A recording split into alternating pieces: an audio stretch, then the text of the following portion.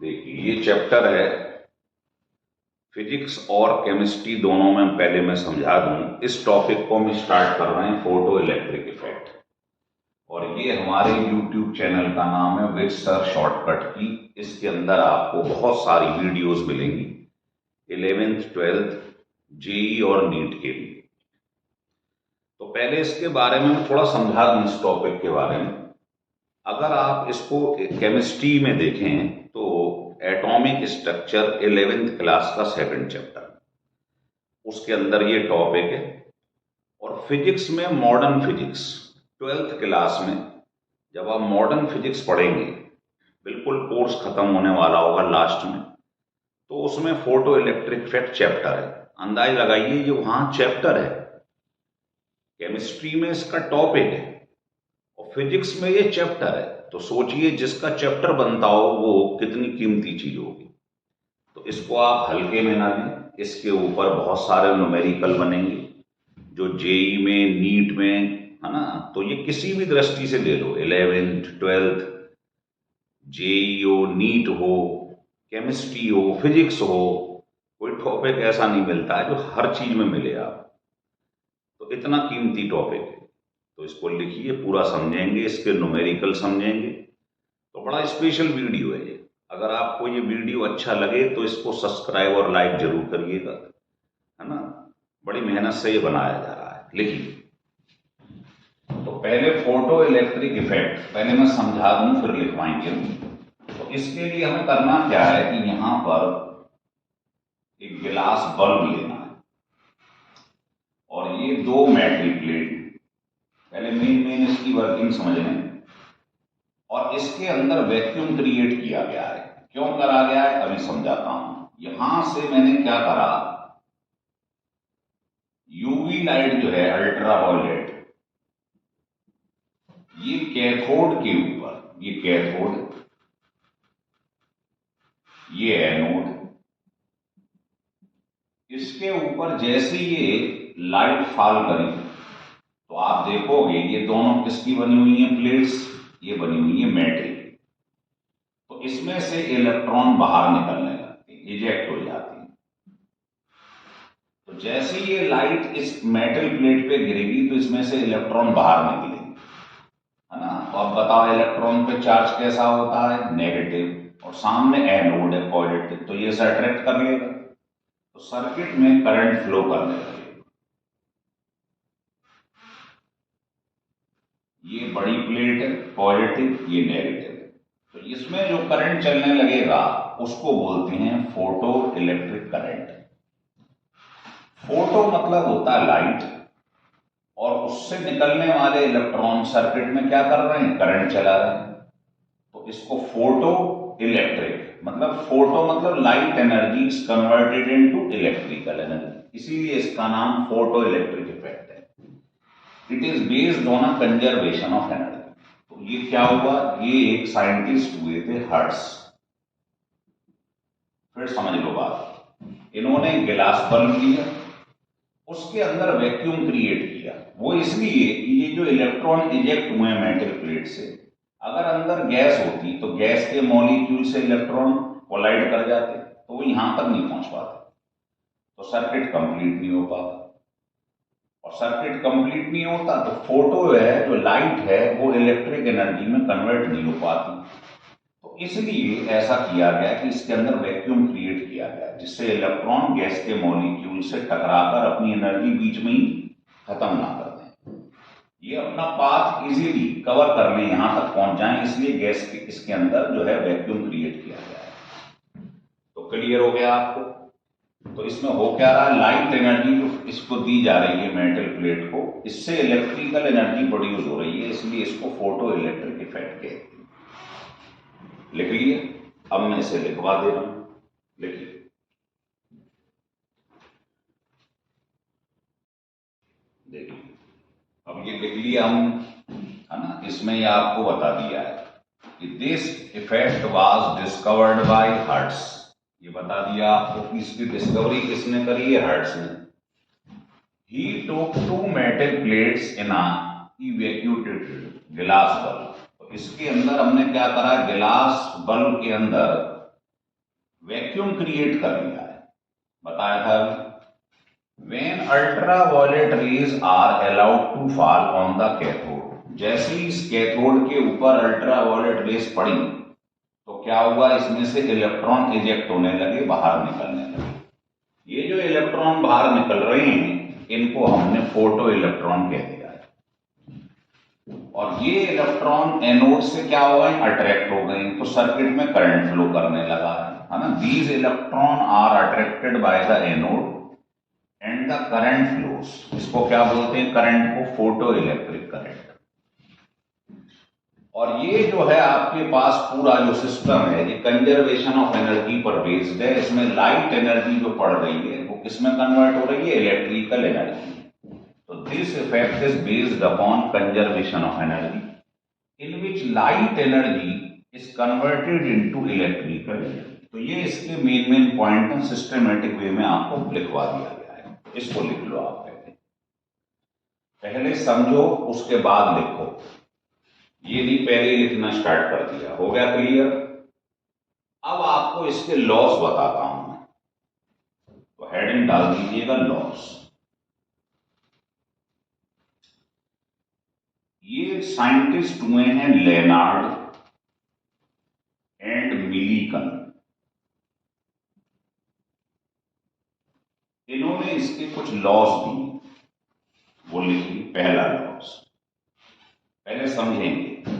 देखो ये ऊपर से जो लाइट इस पर पड़ रही है कैथोड पर, ये कंडीशन है कि जो इसकी फ्रीक्वेंसी है न्यू, ये ग्रेटर देन और इक्वल टू म्यू नॉट, ये कंडीशन है साहब। अगर इससे कम लाइट पड़ गई, ये क्या है, जो लाइट फॉल हो रही है, और ये कहलाती है थ्रेशोल्ड फ्रीक्वेंसी या कट ऑफ फ्रीक्वेंसी। तो पहली कंडीशन यही है कि जो लाइट ऊपर से गिर रही है यहां पर, है ना, उसकी frequency must be greater than और इक्वल टू म्यू नॉट। तो यहां लिख लो, द लाइट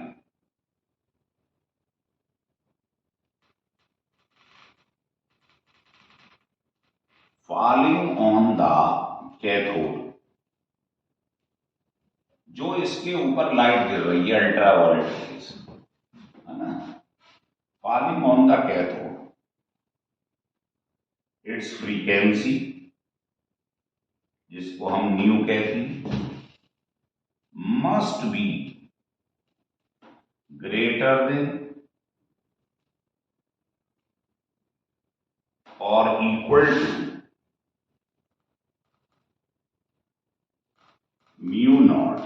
ये है कट ऑफ फ्रीक्वेंसी, या इसको थ्रेशोल्ड फ्रीक्वेंसी भी कहते हैं। अगर लाइट इससे कम हुई इस पर्टिकुलर फ्रीक्वेंसी से, जो कि हर मेटल के लिए फिक्स होती है, गिवन होगी, अगर ये इससे कम है तो एक भी इलेक्ट्रॉन इसमें से बाहर नहीं निकलेगा। तो पहले तो ये समझ लो, है ना, जो लाइट कैथोड के ऊपर गिर रही है उसकी फ्रीक्वेंसी ग्रेटर देन या इक्वल टू होनी चाहिए। मतलब कंडीशन ये है कि न्यू ग्रेटर देन और इक्वल टू न्यू नॉट। हम सबको मालूम है न्यू होता है फ्रीक्वेंसी सी ओवर लेमडा। तो न्यू वेवलेंथ के क्या है, इनवर्सली फ्रीक्वेंसी। तो इसको उल्टा भी करके लिख सकते हो, लेमडा के टर्म्स में उल्टा हो जाएगा। इसको क्या कहेंगे, थ्रेशोल्ड वेवलेंथ या कट ऑफ वेवलेंथ, है ना। तो फ्रीक्वेंसी के लिए ग्रेटर होना चाहिए, वेवलेंथ के लिए उल्टा होना चाहिए, ये ध्यान रखना। तो इसको लिख लो, फिर इसको रब करके ऊपर लिखेंगे, लिख लो।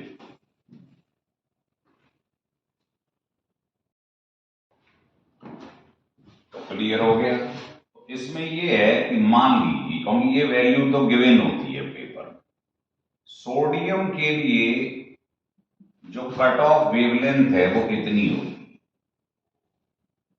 Sodium metal. इसका क्या मतलब है, इसका मतलब है कि अगर आपके पास जो वेवलेंथ है वो इससे कम या इसके इक्वल होनी चाहिए, तभी ये जो आप देख रहे हो फिनोमेनन, ये तभी वर्क करेगा अगर इसकी वैल्यू इससे कम या इक्वल हो जाए। समझ रहे हैं बात? ये ध्यान रखना है आपको बात, यहां लिख लो, दिस इफेक्ट टेक्स प्लेस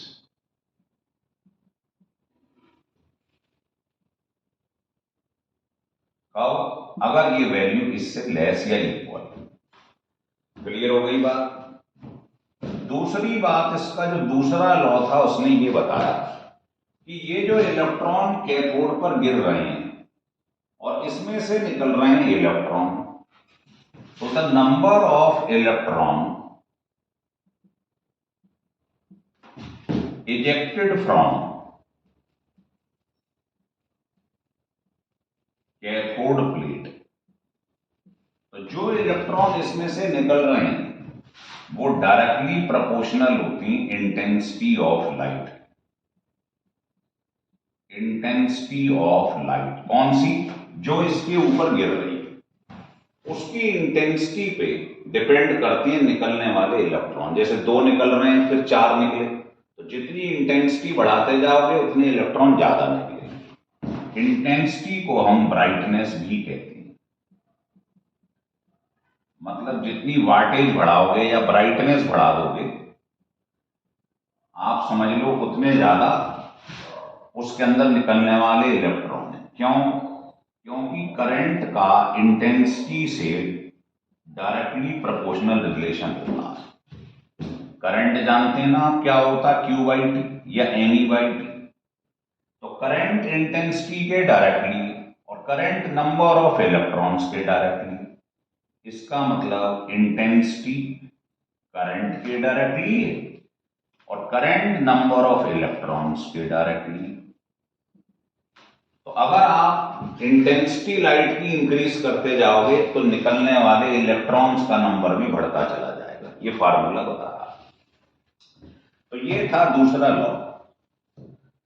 तीसरा ये बताता है कि ये जो लाइट गिरी और इलेक्ट्रॉन निकले तो इनकी जो काइनेटिक एनर्जी है मैक्सिमम, वो किस पे डिपेंड करती है? तो आप सब जानते हो काइनेटिक एनर्जी फ्रीक्वेंसी के डायरेक्टली होती है। तो लिखें तीसरा law, the maximum kinetic energy of the ejected electron is directly proportional to frequency of light। कौन सी लाइट? जो इसके ऊपर गिर रही है। जितनी ज्यादा फ्रीक्वेंसी होगी, क्योंकि आप सबने पढ़ा है काइनेटिक एनर्जी, पढ़ा है ना आपने, फोटोन की h न्यू होती है ना। तो काइनेटिक एनर्जी और न्यू में क्या रिलेशन है? डायरेक्टली। तो जितनी ज्यादा फ्रीक्वेंसी होगी उतनी ज्यादा काइनेटिक एनर्जी होगी।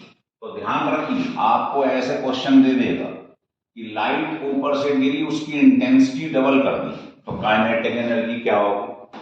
डिपेंड ही नहीं करती। काइनेटिक एनर्जी तो फ्रीक्वेंसी पे डिपेंड करती है।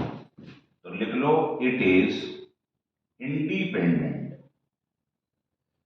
Of the intensity of light. Intensity से कोई लेना देना नहीं। काइनेटिक एनर्जी फ्रीक्वेंसी पे डिपेंड करती है और नंबर ऑफ इलेक्ट्रॉन्स जो बाहर निकल रहे हैं वो इंटेंसिटी पे डिपेंड करते हैं। तो ये 2 फैक्टर बड़े इंपॉर्टेंट हैं। और 4th फैक्टर में यहां बता देता हूं कि चौथा लॉ क्या था। जैसे ही लाइट यहां गिरेगी और इसमें से इलेक्ट्रॉन निकलेंगे, इनके बीच में कोई टाइम लैग नहीं हो, तो no time is spent between the light falling on the cathode and electron ejected from the cathode। मतलब जो लाइट इस पर गिरी और मेटल प्लेट से इलेक्ट्रॉन इजेक्ट हुए, इनके बीच में कोई टाइम नहीं लगता है। ये गिरी और इलेक्ट्रॉन निकले, गिरा और इलेक्ट्रॉन निकले, तो इनके बीच में कोई टाइम स्पेंड नहीं होता। तो 4 लॉ हमने पढ़ लिए। पहला लॉ ये था कि लाइट जो इस पर गिरी है उसकी फ्रीक्वेंसी इस कट ऑफ फ्रीक्वेंसी से मिनिमम फ्रीक्वेंसी से ज्यादा होनी चाहिए।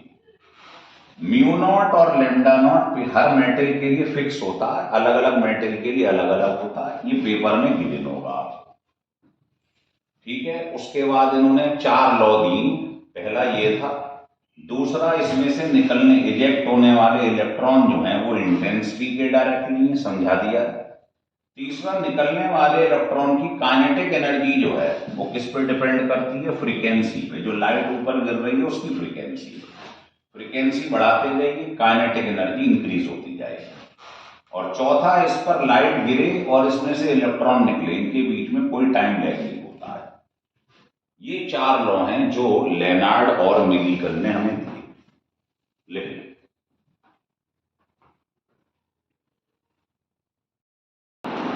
अब इसके आगे देखते हैं। ये 4 लॉ पढ़ लिए हम।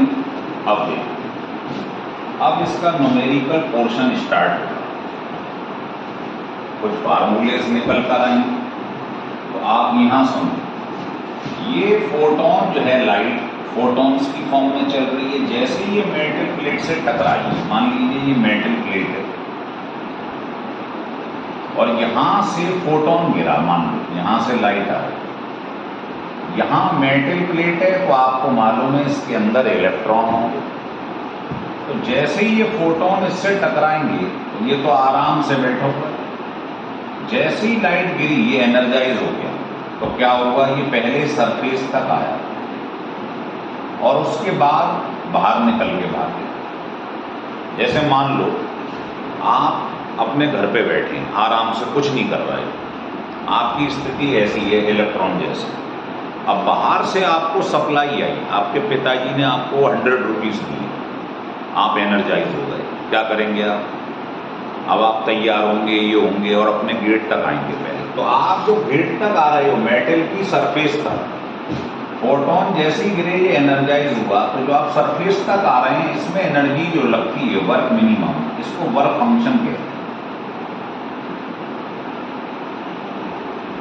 तो एक तो ये मेटल की सरफेस तक आया इलेक्ट्रॉन, ये तो कहलाता वर्क फंक्शन, है ना। मान लो आपको 100 रुपए दिए गए तो आपने 10 रुपए तो खर्च कर दिए सरफेस तक आने में। उसके बाद क्या करोगे? जैसे ही आप अपने गेट तक आओगे, अब आपके पास 19 रुपीज और बचेंगे। तो अब आप सोचोगे इसको खर्च किया जाए, तो गेट से बाहर निकल जाओगे खर्च करने के लिए। तो ये जो बाहर निकले हो ये काइनेटिक एनर्जी। तो कंजर्वेशन ऑफ एनर्जी है कि आपको टोटल एनर्जी दी गई यहां से फोटोन की hv, ये फोटोन की एनर्जी। कुछ एनर्जी लगाई मेटल सरफेस तक आने, ये मिनिमम एनर्जी जो है ये वर्क फंक्शन कहलाती है। और उसके बाद जो एनर्जी बची है उसको लेके वो बाहर भाग गया है।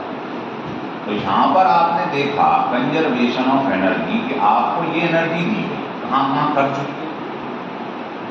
वर्क मिनिमम, वर्क फंक्शन में सरफेस तक आने प्लस काइनेटिक एनर्जी। जितनी मैक्सिमम काइनेटिक एनर्जी है उससे निकल जाएंगे पैसे लेके, चाहो तो मैक्सिमम। अब आप बताइए hν अभी ये इसके बराबर कर दो। काइनेटिक एनर्जी क्या होती है वो सब बच्चे जानते हैं।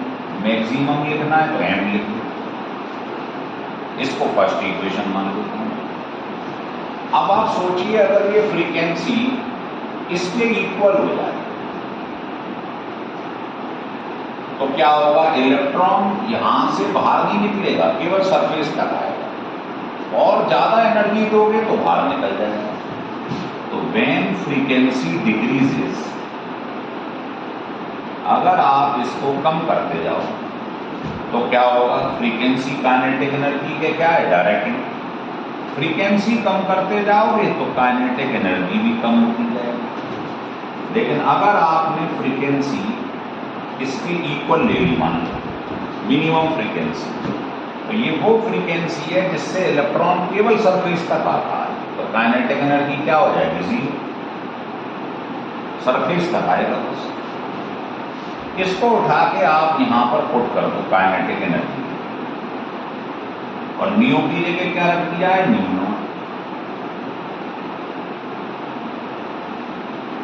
ये 0। तो इससे आपके पास में वर्क फंक्शन का, इसे क्या बोलते हैं, वर्क फंक्शन, इसका फार्मूला आ गया एच न्यू नॉट। इससे बहुत क्वेश्चन सॉल्व होंगे। और एच न्यू नॉट आपने पढ़ा है, न्यू होता है सी ओवर लैम्डा फ्रीक्वेंसी, तो न्यू नॉट क्या हो जाएगा, सी तो फिक्स ये हो जाएगा, तो आप न्यू नॉट की जगह ही रख सकते हैं। तो वर्क फंक्शन के सारे न्यूमेरिकल इन दोनों फार्मूलों से सॉल्व हो जाएंगे। न्यू नॉट क्या है, कट ऑफ फ्रीक्वेंसी, ये क्या है, कट ऑफ वेवलेंथ या थ्रेशोल्ड वेवलेंथ। ठीक है, तो इससे आप वर्क फंक्शन निकाल सकते हैं। क्लियर है? अच्छा, इस वैल्यू को जरा उठा के आप यहां पर पुट करो, यहां पुट करो इसकी वैल्यू। तो value of work function putting in equation number 1, चलो 1 इसे मान लो, इसे मान लो, एक ही बात, इसको 2 मान लो। तो ये वैल्यू उठाकर इसमें पुट कर दो, बताओ क्या आ जाएगा। ये इसकी वैल्यू रख दी हमने, प्लस काइनेटिक, तो यहां से काइनेटिक एनर्जी का फार्मूला आ जाएगा, इसे उधर ले जाए, ये फार्मूला। और चाहो तो न्यू की वैल्यू होती है सी ओवर लैम्डा, पुट कर दो, सी कॉमन ले, तो ये भी लगा सकते हैं। इसको आइंस्टीन फोटो इलेक्ट्रिक इक्वेशन कहते हैं, तो लिख लो, this equation is called Einstein photo electric equation. इसको आइंस्टीन फोटो इलेक्ट्रिक इक्वेशन कहते हैं। इससे निकलेंगे बहुत न्यूमेरिकल, लिखिए।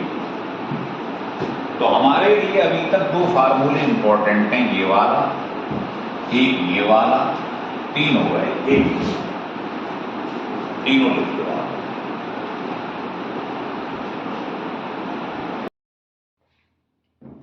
ठीक है, अब हमने ये इक्वेशन जो अभी अभी निकाली है, ये वाली, इससे हम ग्राफिकल स्टडी देखेंगे। देखिए, ये हमने ग्राफ प्लॉट कर दिया काइनेटिक एनर्जी और फ्रीक्वेंसी के बीच में।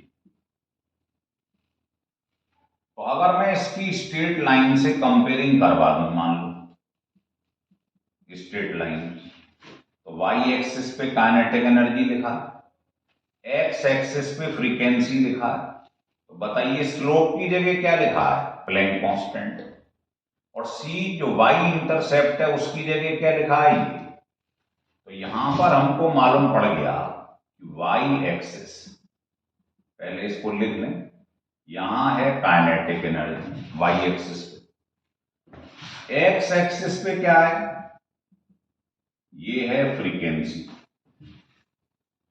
स्लोप की जगह क्या लिखा है, ये है प्लैंक कांस्टेंट, और सी जिसे आप वाई इंटरसेप्ट कहते हैं, इसकी जगह लिखा है माइनस इतना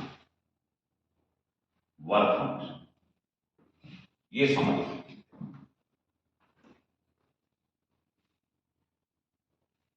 ठीक है। अब देखो, अब आपने जब इसके बीच में ग्राफ ड्रॉ किया तो आप देखिए स्लोप कैसा आ रहा, पॉजिटिव।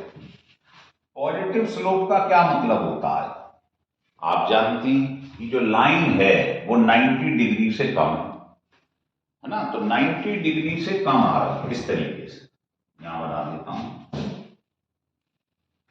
ऐसे, क्योंकि एंगल हम पॉजिटिव एक्स एक्सिस से देखते हैं, तो ये एंगल जो है स्लोप जिसे आप कहते हैं टेन थीटा, ये किसके बराबर है, प्लैंक कांस्टेंट। अगर आप टेन थीटा निकाल लें यहां से तो आपको स्लोप मालूम पड़ जाएगा, मतलब प्लैंक कांस्टेंट।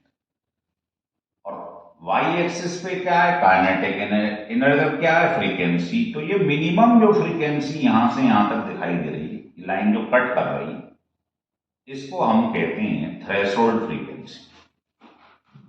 अगर ये डिस्टेंस गिवन हो तो समझ लेना ये म्यू नॉट है।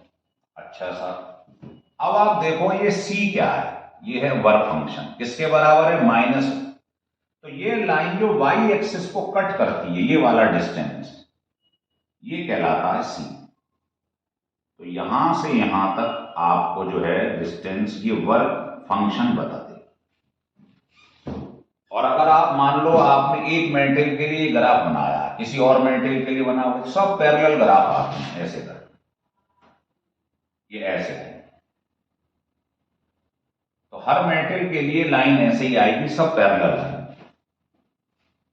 तो इस पर ग्राफिकल स्टडी के क्वेश्चन आ जाते हैं। तो ये बड़ा इंपॉर्टेंट ग्राफ है, ध्यान रखिए, बना लीजिएगा इसे। ठीक है, देखिए अब मैं इसके बाद आपको बताता हूं दो तीन चीजें जो आपने लॉस पढ़े थे वो क्यों सही है, वो बताता हूं। तो नोट करके लिखें। आपने ये लिखा था कि ये कंडीशन है कि जो फ्रीक्वेंसी है लाइट की वो इससे ग्रेटर या इक्वल होनी चाहिए, पढ़ा था। तो ऐसा क्यों है, अगर कम हो जाए तो क्या है, तो लिख लो इफ ये लेस हो जाता अगर इससे तो क्या होता। देखो अभी अभी आपने इक्वेशन निकाली है, ध्यान रखना, ये इक्वेशन आपने निकाली। अगर इसकी वैल्यू इससे कम हो गई, इसकी वैल्यू कम हो गई, तो कम में से ज्यादा को माइनस करोगे तो नेगेटिव आ जाएगा, और एनर्जी कभी नेगेटिव में होती नहीं, तो ये इम्पॉसिबल। समझ में आ रहा बात। इसलिए अगर ये इससे लेस है तो आप समझ गए एक भी इलेक्ट्रॉन इसमें से इजेक्ट नहीं होगा, क्योंकि काइनेटिक एनर्जी नेगेटिव आ नहीं सकती। तो पहला पॉइंट समझ में आ गया, ये इससे क्यों ग्रेटर होना चाहिए। अब दूसरे पॉइंट की बात करें, ये जैसे ही यहां से फोटोन इस प्लेट पे गिरा, तो फोटोन और जो इसमें इलेक्ट्रॉन प्रेजेंट था मेटल प्लेट में, इन दोनों के बीच में होता है इलास्टिक कोलिजन। लेकिन इलास्टिक कोलिजन बिटवीन किसके बीच में हो रहा है, ये हो रहा है इंसिडेंट फोटोन, जो ऊपर से लाइट गिर रही है उसके फोटोन, एंड द इलेक्ट्रॉन। जो मेटल प्लेट में इलेक्ट्रॉन है, ऊपर से जो फोटोन गिरा है, इन दोनों के बीच में क्या होता है, इलास्टिक कोलिजन। इलास्टिक कोलिजन का मतलब होता है no loss of kinetic energy, है ना। इसलिए ऐसा हुआ है कि जैसे ही फोटोन इस पे गिरा, उसमें से इलेक्ट्रॉन निकलने लगा, इनके बीच में कोई टाइम लैग नहीं है। क्यों, क्योंकि काइनेटिक एनर्जी का कोई लॉस ही नहीं हो रहा है, ये गिरा उसी स्पीड से निकलने लगा बात। तीसरा बात ये है कि जो ऊपर से लाइट गिरी उसकी इंटेंसिटी, अगर इंटेंसिटी बढ़ाओगे आप तो नंबर ऑफ फोटॉन्स बढ़ेंगे, है ना। If intensity of light increases, अगर ये आपने इसकी इंटेंसिटी बढ़ाई तो क्या होगा, नंबर ऑफ फोटॉन्स, ये डायरेक्टली प्रोपोर्शनल होती है इंटेंसिटी के, ये भी बढ़ने लगेंगे। और नंबर ऑफ फोटॉन्स अगर बढ़ेंगे तो आपको पहले ही बता दिया है ना, फोटॉन्स जब टकराती है मेटल सरफेस से तो बाहर क्या निकलती है, electron. That is number of electrons ejected also increases, ये भी बढ़ने लगेंगे, क्योंकि अभी आपने पढ़ा था ये। और करंट इंटेंसिटी के डायरेक्टली प्रोपोर्शनल होती है ना। तो इंटेंसिटी बढ़ेगी तो नंबर ऑफ इलेक्ट्रॉन्स बढ़ेंगे। तो समझ में आ गए जो उसने लॉस बनाए थे वो क्यों सही है, उसका रीजन दे दिया। अब आपको नोट करके एक बात और बता दूं, वो ये है कि जो वर्क मिनिमम होता है, जिसे आप वर्क फंक्शन कहते हैं, ये लीस्ट होता है। मतलब मेटल सरफेस पे जैसे ही लाइट गिरेगी तो आप देखोगे इलेक्ट्रॉन तुरंत बाहर निकलने लगेगा, ये मेटल सरफेस। इस पे जैसी ही लाइट गिरेगी तो इलेक्ट्रॉन जल्दी से सरफेस पे आ जाएगा, मतलब इसका जो वर्क मिनिमम है वो लीस्ट है, बहुत कम एनर्जी लग रही है यहां तक आने में। तो ये लीस्ट होता है इसके लिए सीजियम मेटल। क्यों? है ना, क्योंकि इसका वर्क फंक्शन लीस्ट है। तो ये क्या करेगा, ये क्या करेगा, इसमें जो फोटो इलेक्ट्रिक इफेक्ट है वो क्या होगा, तुरंत पॉसिबल होगा, इमीडिएटली पॉसिबल। तो ध्यान रखिए, सबसे बढ़िया फोटो इलेक्ट्रिक इफेक्ट जो है वो सीजियम मेटल शो करता है। कोई पूछे वाई, क्योंकि इसका वर्क फंक्शन मिनिमम है, जैसी लाइट गिरेगी थोड़ी सी एनर्जी में ही सरफेस तक आ जाएगा। जो सरफेस तक आने में एनर्जी होती है वर्क फंक्शन होता है, तो इसका वर्क फंक्शन लीस्ट है, तो इसमें बहुत कम एनर्जी लगेगी। तो सबसे अच्छा फोटो इलेक्ट्रिक इफेक्ट ये मेटल शो करता है। तो ये तो इसका हमने थ्योरी वाला पोर्शन पढ़ लिया है। अब हमने जो इसमें आपको इक्वेशन निकाल कर दिखाई है उन पर बेस्ड न्यूमेरिकल कैसे सॉल्व होते हैं वो कराता हूं मैं आपको, पहले से।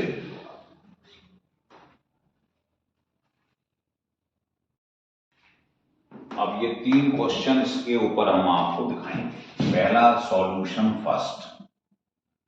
देखिए ये आपसे कह रहा है एक फोटोन है जिसकी वेवलेंथ कितनी है, strike a metal surface with work minimum. तो हमको वर्क मिनिमम दिया है, वेवलेंथ दी हुई है, तो कह रहा है फोटोन की एनर्जी बताओ, काइनेटिक एनर्जी बताओ इलेक्ट्रॉन की, और वेलोसिटी बताओ। तो आप समझते हैं फोटोन की एनर्जी कितनी होती है, hc/λ। hc आपको मालूम ही है, प्लैंक कांस्टेंट की वैल्यू इतनी होती है, ये आपको याद रहनी चाहिए। c वेलोसिटी ऑफ लाइट है, और वेवलेंथ हमको MKS सिस्टम में गिवन, ये भी सब MKS में। इससे इतने जूल आपका आंसर आ जाएगा। इसे सॉल्व कर लीजिए, है ना। जैसे ही आपको मालूम ही है, ये इससे कैंसिल हो जाएगा, 34 से ये 7 कैंसिल कर दो, और +8 है ये हट जाएगा। तो मतलब बहुत आसान इसकी सॉल्व हुई है। मेरे को तो आपको वैल्यू रखना सिखाना है ना, समय खराब नहीं करना। फिर आपसे कह रहा है कि आप काइनेटिक एनर्जी निकालो। तो आपको मालूम है काइनेटिक एनर्जी का फार्मूला भी प्रूफ किया था हमने, क्या था, ये फार्मूला। ठीक है, तो आपने इसकी वैल्यू तो कैलकुलेट कर ली, और इसकी वैल्यू क्या होगी वर्क मिनिमम की, वो हमको गिवन है, लेकिन वो इलेक्ट्रॉन वोल्ट में है, और हम MKS में बात कर रहे हैं। तो ध्यान रख लो, इलेक्ट्रॉन वोल्ट में अगर आप इसका मल्टीप्लाई कर दें इलेक्ट्रॉन के चार्ज का, तो ये जूल में आ जाता है। ये ध्यान रखना कि 1 इलेक्ट्रॉन वोल्ट में इतने जूल होते हैं। तो आपने इसका मल्टीप्लाई कर दिया, जूल में आ गया। अब ये वैल्यू हमको मालूम है, ये वैल्यू हमको मालूम है, दोनों को पुट कर दो, काइनेटिक एनर्जी आ जाएगी। थर्ड पार्ट में कह रहा है वेलोसिटी निकालो। तो जब काइनेटिक एनर्जी आपको मालूम है तो वेलोसिटी निकालने में कितनी देर लगेगी, भाई मास हमको मालूम ही, इसे इधर ले जाइए, इसको इधर ले जाइए, इसको नीचे ले जाइए। अब काइनेटिक एनर्जी तो इस पार्ट में निकाल लीजिए, और मास ऑफ इलेक्ट्रॉन सबको मालूम है कितने केजी होता है ना, सब इंटरलिंक्ड है। जैसे लैम्डा के भी याद रखो, H और C कांस्टेंट है, हमें मालूम है, एनर्जी आ गई। फर्स्ट पार्ट खत्म, first part energy of photon निकल आया। फिर कह रहा kinetic energy of emitted electron, तो ये अभी आपने पढ़ा था इक्वेशन जो प्रूव करी थी हमने फोटो इलेक्ट्रिक में। अब इसमें इसकी वैल्यू यहां रख दो, वर्क मिनिमम हमको गिवन है लेकिन इलेक्ट्रॉन वोल्ट में, इसका मल्टीप्लाई कर दो, जूल में आ गया। तो ये दोनों वैल्यू जैसी रखोगे काइनेटिक एनर्जी आ जाएगी। काइनेटिक एनर्जी होता है 12mv²। जैसी काइनेटिक एनर्जी यहां रख दो, m हमें मालूम है, इलेक्ट्रॉन का वेलोसिटी आ जाएगी। फार्मूला बेस्ड क्वेश्चन होती है इसके। अब सेकंड क्वेश्चन देखिए आपसे कह रहा है electron are emitted with 0 velocity. तो वेलोसिटी जीरो है इनकी, तो काइनेटिक एनर्जी जीरो हो गई, हाफ mv²।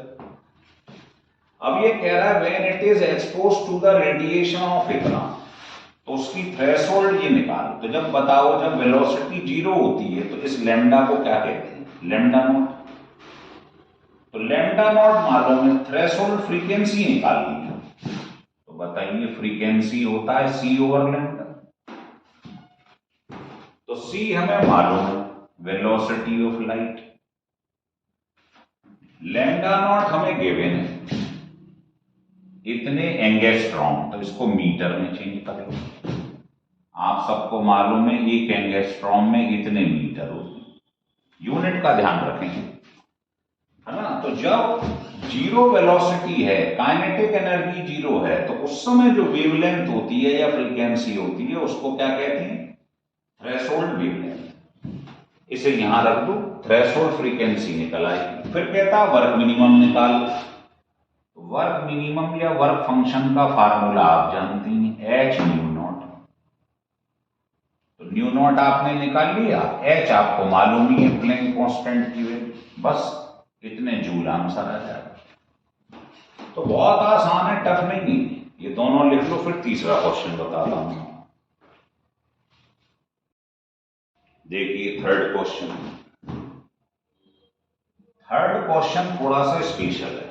इसमें क्या कह रहा है? फोटो इलेक्ट्रिक एमिशन रिक्वायर आ थ्रेशोल्ड फ्रीक्वेंसी। मतलब ये प्रोसेस तभी हो पाएगा कि आपके पास मिनिमम थ्रेशोल्ड फ्रीक्वेंसी हो।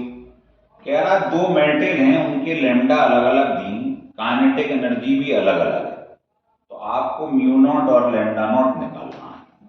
कुछ नहीं, दो बार वैल्यू गिवन है तो दो बार डिवाइड कर दो। बताइए काइनेटिक एनर्जी का फार्मूला क्या बताया था अभी आप, है ना, H new minus work minimum.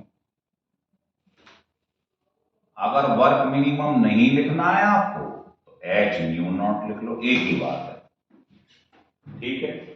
अब देखो दोनों बार लैम्डा अलग है, काइनेटिक एनर्जी अलग है ना। तो लैम्डा भी दिया हुआ है तो आप इसकी जगह एच सी ओवर लैम्डा भी लिख सकते हैं, आपकी इच्छा है ना। लैम्डा नॉट निकालना है तो आप इसकी जगह सी ओवर लैम्डा नॉट भी रख सकते हैं, और चाहो तो एच सी कॉमन ले लो, अपनी रिक्वायरमेंट देख लो बस। तो काइनेटिक एनर्जी ये आ गई आपके पास। अब बताइए, दो इसमें प्रोसेस है, एक बार lambda one lambda two, kinetic energy K one और के टू, तो इसमें पुट कर दो। पहले वन लेके चल रहे हैं, एच सी तो कांस्टेंट है, पहले लैम्डा लैम्डा वन ले लिया है, और ये फिक्स है, एक ही मेटल के लिए फिक्स रहता है, एक ही मेटल पे दो बार एक्सपेरिमेंट किया गया है, तो लैम्डा नॉट तो एक मेटल के लिए फिक्स है। अब सेकंड इक्वेशन ले लो, यहां लैम्डा टू रख दो, दो इक्वेशन बन गई, इनको डिवाइड कर दो, ये कट जाएगा। अब हमें कंडीशन दी हुई है, देखिए के ई टू की ई वन के बराबर है, तो के ई टू की जगह पर टू इंटू के वन रख दो, ये कट जाएगा, ठीक है। लैम्डा वन हमको देख के जाओ बस, lambda one lambda to given है, लैम्डा वन गिवन है, लैम्डा टू गिवन है, रख दो। तो आप बताओ इसमें अननोन क्या दिखाई दे रहा है आपको? केवल लैम्डा नॉट। समझ में आ रही है बात? लैम्डा वन गिवन है, लैम्डा टू गिवन है, अननोन क्या है? Lambda naught. क्रॉस मल्टीप्लाई कर दो, ये निकल आया, बस हो गया क्लियर। अब जब ये निकल आया आपके पास, तो इसे निकालने में कितनी देर लगेगी मुझे नहीं मालूम भाई। इसकी वैल्यू क्या होती है? सी ओवर दिस। तो जब हमारे पास ये निकल आया तो ये तो मालूम ही है, 3 इंटू 10⁸ आंसर आ गया निकल कर, इतने हर्ट्ज। तो कुछ नहीं करना है, दो वेवलेंथ दी है, दो काइनेटिक एनर्जी, तो इसी को दो बार डिवाइड कर दो बस। सब कुछ गिवन है, lambda one given, lambda two given, kinetic energy cancel हो गई, यहां से अननोन क्या है? लैम्डा नॉट निकाल लो, उसे यहां रख दो, म्यू नॉट आ जाएगा। तो समझ लिया आपने ये क्वेश्चन तीनों, लिख लीजिए।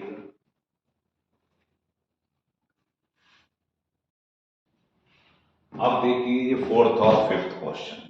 फोर्थ क्वेश्चन बड़ा बढ़िया क्वेश्चन है, ढंग से देखें। देखो पहले एक चीज बता दूंगा आपको, अभी अभी ये एक्सपेरिमेंट आपको बताया गया फोटो इलेक्ट्रिक इफेक्ट, इसमें से यहां पर से यूवी रेज गिरी कैथोड प्लेट, इसमें से इलेक्ट्रॉन निकलने लगे, लेकिन यहां रखा हुआ था पॉजिटिव चार्ज, यहां नेगेटिव।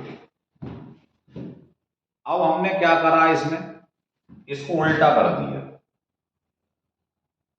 अब मान लो मैंने ऐसा कर दिया कि इसको यहां से लाइट को फेंका एनोड की तरफ, ये कैथोड, ये पॉजिटिव है ये नेगेटिव है, तो मान लो इसमें से एक आध इलेक्ट्रॉन निकला, सामने लगा हुआ है नेगेटिव चार्ज, तो आप इतना नेगेटिव चार्ज इसके ऊपर लगाओ कि एक भी इलेक्ट्रॉन, देखो ये भी नेगेटिव है ये भी नेगेटिव है, मान लो ये लड़ता भिड़ता यहां तक पहुंच गया, करंट चलने लगी, लेकिन अगर आपने यहां इतना नेगेटिव चार्ज लगा दिया, नेगेटिव पोटेंशियल लगा दिया कि एक भी इलेक्ट्रॉन यहां तक नहीं पहुंच पाया, तो काइनेटिक एनर्जी इनकी क्या हो गई, जीरो। तो काइनेटिक एनर्जी जो है जीरो हो गई, इसका मतलब ये काइनेटिक एनर्जी जब इसके बराबर हो जाएगी, है ना, इसको क्या कहते हैं, इसका नाम है रिटार्डिंग पोटेंशियल, है ना, या कट ऑफ पोटेंशियल, कोई भी नाम दे दो। मतलब कहने का ये है कि अगर काइनेटिक एनर्जी इसके बराबर हो गई, इतना नेगेटिव पोटेंशियल लगाओ यहां से करंट जीरो हो जाए, करंट जीरो का मतलब इलेक्ट्रॉन यहां तक पहुंच ही नहीं पाएगा, तो इसकी वैल्यू इसके बराबर हो गई, है ना, इसे रिटार्डिंग पोटेंशियल कहते हैं। तो वही चीज यहां कह रहा है energy required to stop the ejection of electron, हम ये चाहते हैं जो इलेक्ट्रॉन इसमें से निकले वो वहीं रुक जाए, यहां तक नहीं आ पाए, तो ये तभी संभव है अगर यहां आप नेगेटिव चार्ज वो लगा दो पोटेंशियल, तो नेगेटिव नेगेटिव रिपल्शन होगा, ये चल ही नहीं पाएगा। तो कह रहा है वो जो है वो इतनी दी हुई है, तो ये आपको काइनेटिक एनर्जी उसने हमें दे दी है, या ई वी नॉट दे दिया, बात एक ही। तो काइनेटिक एनर्जी की वैल्यू हमको ये दी 0.24 इलेक्ट्रॉन वोल्ट, इलेक्ट्रॉन वोल्ट को अभी मैंने बताया था कैसे जूल में चेंज करते हैं, मल्टीप्लाई करते हैं, और मुझे ये कैलकुलेट करना है वर्क फंक्शन, और जो लाइट ऊपर से आ रही है उसकी वेवलेंथ की वैल्यू, तो हो गया आसान क्वेश्चन। काइनेटिक एनर्जी किसके बराबर होती है ना, आपको मालूम ही है, हमें लैम्डा गिवन है, तो यहां लिख दो ये फार्मूला सिखाया गया है, काइनेटिक एनर्जी गिवन है, वेवलेंथ जो ऊपर से गिर रही है गिवन है, ये निकालना। सवाल तो समझ में आ गया, बहुत आसान, बस कलाकारी ये थी कि ये इसके बराबर क्यों है ना, क्योंकि energy required to stop the ejection of electron, तो जो एनर्जी यहां से लगाई जाती है, देखो जो इलेक्ट्रॉन यहां से निकलता है, यहां पर अगर सामने इतना नेगेटिव पोटेंशियल लगा दो कि एक भी इलेक्ट्रॉन यहां नहीं जा पाए, तो मतलब एनर्जी जो है वो किसके बराबर है, काइनेटिक एनर्जी, है ना, ये लगा दी। अब बेकार सवाल है, बस काइनेटिक एनर्जी की जगह ये रख दो, एच तुम्हें मालूम ही, Planck constant, C velocity of light,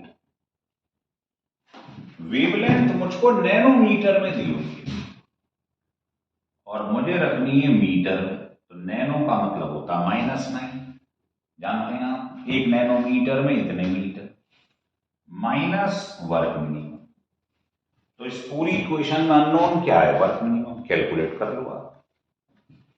तो क्लियर हो गया, मेन चीज ये थी, ये समझने। अब आपको फिफ्थ क्वेश्चन दिखा रहा हूं, देखिए फिफ्थ क्वेश्चन बिल्कुल वैसा ही है जो अभी पहले किया था, जैसे लगभग वैसा ही क्वेश्चन है, देख लीजिएगा।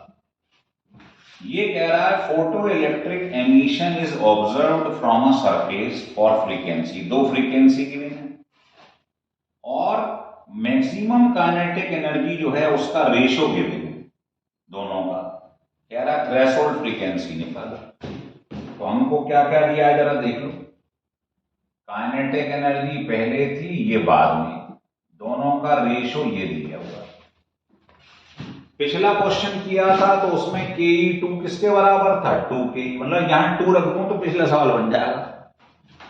और फ्रीक्वेंसी दोनों की अलग है, ये इससे ग्रेटर है कह रहा है, और मेटल एक ही है तो ये फिक्स है, कांस्टेंट रहेगा, और इसी की वैल्यू मुझे निकालनी है। तो बस कुछ मत करो, 2 बार लिख के डिवाइड करो। बताइए काइनेटिक एनर्जी का फार्मूला क्या होता है? ये होता, या ऐसे बोल दो, इसकी जगह रख दो h म्यू नॉट, इसको 2 बार डिवाइड कर दो, इसे 1 मान लो, इसे 2, इसे 1, इसे 2, और ये तो फिक्स है। चाहो तो h कॉमन लेके काट दो अगले स्टेप में, ये भी। अब हमको कंडीशन दी है कि ke2 है k ke1 के बराबर, तो ke2 की जगह k इंटू ke1 रख दो, ke2 की जगह k इंटू ke1, तो ये कट गई, ठीक है। तो अब ये आ गया 1/k इक्वल टू, मतलब आपको जो म्यू नॉट निकालना है वो μ1 μ2 और k के टर्म्स में निकालना है, ये ध्यान रख लो पहले। अब क्रॉस मल्टीप्लाई कर दो, हमें तो म्यू नॉट निकालना है, तो ये आ जाएगा k, ये वैल्यू आ गई, क्रॉस मल्टीप्लाई करके। अब म्यू नॉट निकालना है तो म्यू नॉट को एक साइड में ले जाओ, इसे उधर ले जाओ, और म्यू नॉट कॉमन ले लो, है ना। इसको इधर ले आए हैं, इसको उधर ले गए म्यू नॉट वाले को, तो उधर जाएगा तो ये प्लस हो जाएगा, तो ये आ जाएगा भाई, ये उधर जाएगा तो प्लस हो जाएगा, वो माइनस था। तो आपका जो फाइनल आंसर आ गया वो ये आ गया, म्यू नॉट की वैल्यू, इसे नीचे ले जाओ, तो ये हमारा आंसर है।